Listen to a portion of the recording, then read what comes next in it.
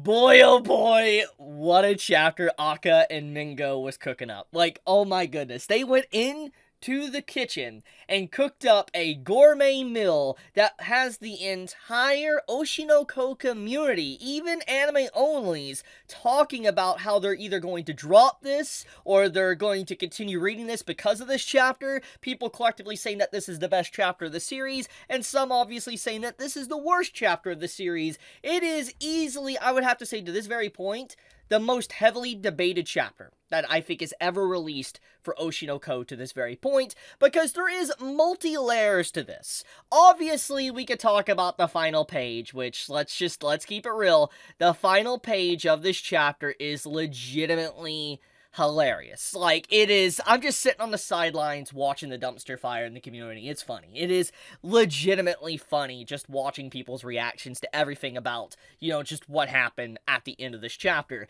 But obviously, there is a lot more going on in this chapter besides just this. I mean, we have the whole stuff with, like, Ruby breaking down and kind of talking about how she feels, or how she's always felt about being an idol and all that, and, how she was trying very hard to be beautiful like her mother. There was just so much that we got with Ruby within this chapter that led to a lot of character development and showcases a very different side to her that we really haven't seen before. That's been hinted at, obviously, but it's just like we finally got all of this confirmation within this chapter. And don't get me wrong, I love the final page because it's hilarious.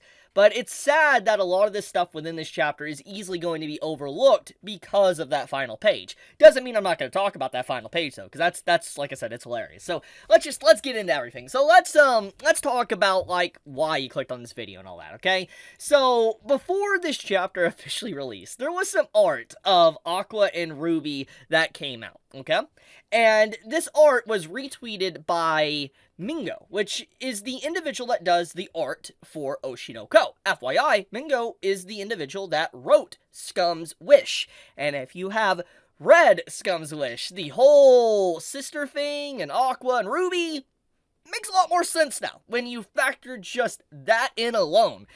But then on top of that, just with, Mengo saying genius, genius, genius 3 times to this artwork, really is pretty funny when you really factor in everything that just happened at the end of this latest chapter.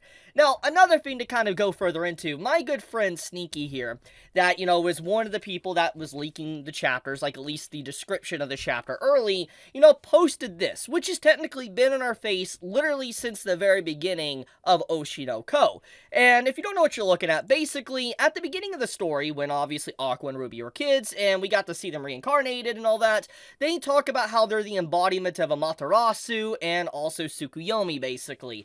And they were brother and sister within mythology and Japanese lore. And in the actual lore of it, the brother and sister, they were married. Like, literally, you look it up. Look up Amaterasu and Tsukuyomi. Within Japanese myth, those two were married. And Ruby saying that she was basically the embodiment of Amaterasu, and then obviously having, Tsukuyomi probably as, Aqua, it just, yeah, everything's kind of been in our face since the very beginning. It's kind of funny, honestly. I don't know if this was intentional or not, but it definitely kind of is like, wow, when things just all kind of put into piece like Legos. Now, another thing I want to point out is that at the end of the chapter, when Ruby talks about how she wants to marry, Sensei, aka, Aqua, the words are in bold here. You can literally see this right here quickly. You might assume that maybe this is the translators doing this. Like, maybe the translators are taking liberties and they're just making this bold, just for the jokes, obviously, diving into the memes and the jokes and all that. That's what you would instantly assume with just the bold wording. I mean, that's what I would assume, if I didn't know any better. But basically, she says, you said that you would marry me when I turned 16.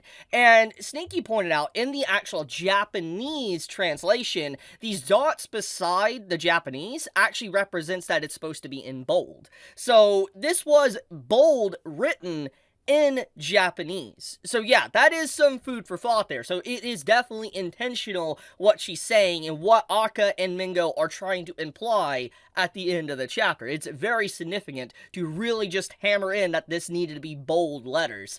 But, okay, besides that, let's get into the other stuff. So one big thing that this chapter, I think, is just gonna get everybody up in arms is that Ruby she obviously, yeah, she doesn't care. It's clear that she has no boundaries. She doesn't care that, they're reincarnated, etc. I mean, she's even stated in the previous chapter she didn't even see Aqua as, a blood, relative. She didn't see him as a sibling or anything. And so this has kind of set the stage for this entire controversy that's been going on in the Oshinoko community. Like I said, it's hilarious. I am laughing. I legit, I've just been sitting back enjoying just the dumpster fire taking place.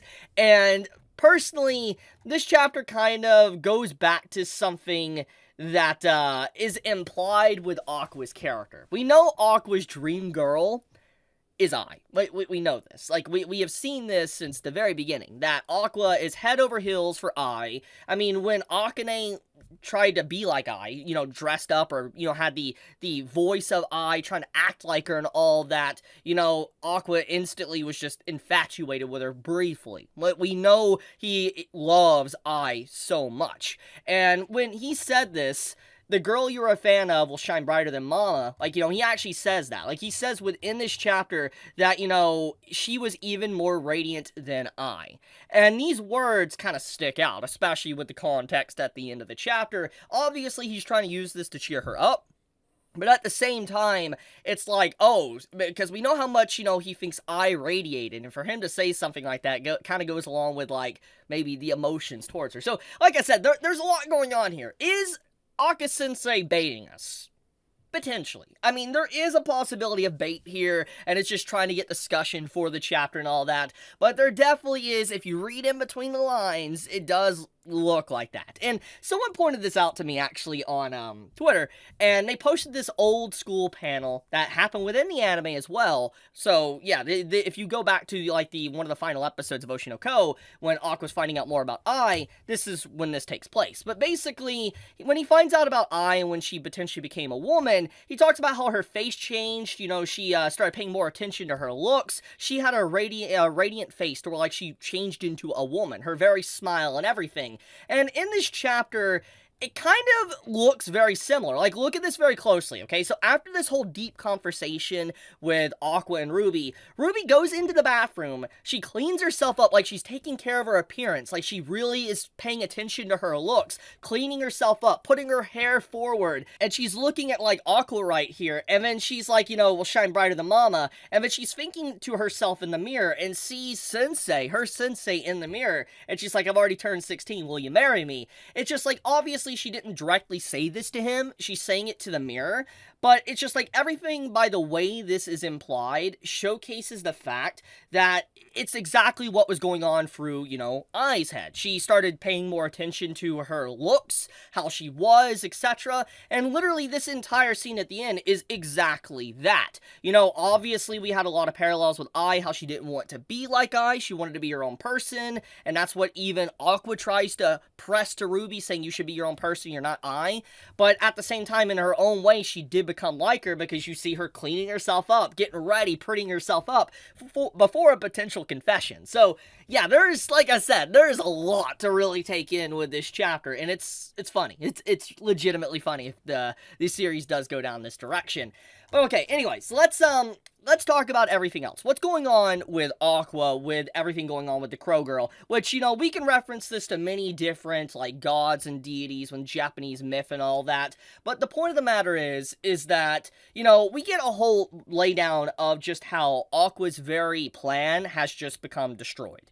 That he no longer can venture on and get rid of his father, his biological father, with him, potentially just dying together. He now realizes that if he does, it will just hurt Ruby in the process, and he doesn't want that. He wanted to push everybody away. He wanted to push, like, Akane, he wanted to push Kana, he wanted to push, Ruby away, just everyone around him he wanted to push away. He didn't want any connections. He wanted them all to hate him, because if they did hate him, it would be easier for him to just get rid of his biological father and himself and just move on. That's what he was wanting to do. But thanks to the secret having to come out and all that, and he told Ruby how it really is, and she now knows the plan, etc., she's not going to let the person she loves potentially go down a path of self-destruction. She's not going to do that. She's not going to allow that. So the very plan that he set in motion has literally been crumbled, and in its own way, Ruby is now going to be the main obstacle against Aqua going forward, in terms of just like trying to undo anything that he's trying to do, a path of self-destruction, and he realizes he can't get away from it now because of just everything that has happened. So yeah, and I really like this. It's really nice just to see kind of the direction of the story and what role Ruby is really going to play going forward. Now, besides that, speaking of Ruby and besides the shipping stuff, let's actually talk about the development we got. Ruby is taking a step forward in becoming someone new. Someone that isn't necessarily Sarina, and someone that isn't necessarily just Ruby, that is following in the shadows of I. She's becoming a new woman. She wants to become a new individual, someone that can bring happiness to others and not be sad, and she also realizes being an idol isn't always fun. She even says this herself, and I think that's a big deal about this chapter, is that everything that, up to this very point, before this chapter, it has led us to believe that being an idol was always fun, at least in Ruby's eyes. But because of this chapter, it reveals that there is a lot of darkness within her, and she is definitely aware of just how scary it is to be an idol. Like, she even talks about how, you know, sometimes when she looks at the fans, she remembers the person who killed her mother, and she thinks that maybe one day that might happen to her. She believes that maybe one day a crazy fan's gonna come out of nowhere and just stab her, and she's afraid of that. She's legitimately afraid of something like that happening, and it's a real fear because it obviously happened to her. So we get multiple layers to her personality and what she's been going through. Every time she puts on this smile and she's trying to dance in front of the crowd and act nice and all of that, she is thinking of these things. She is thinking of just like these scary moments that could potentially happen, and she wants to be like her mother, but it's very painful because she realizes her mother was also a liar. So yeah, I like this chapter. It really gives so much depth to Ruby, and it really pushes her character forward in a direction that is really unknown. We don't know really what's going to happen,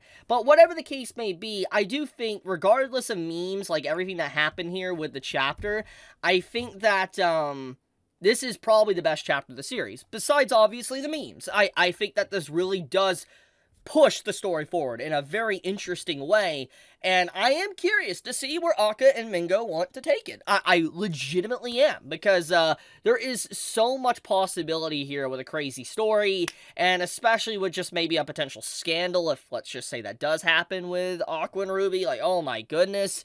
Like, yeah, there's a lot. But anyways, I'm gonna wrap it up there. I want to talk about this chapter, because legitimately, what an insane time to be an Oshinoko manga reader. We'll have to see where this is going to go, but I'm going to leave it at that. Thank you so much for watching. If you enjoyed the video, do leave a like. It does help me out a lot. Be safe, stay healthy. Chibi out.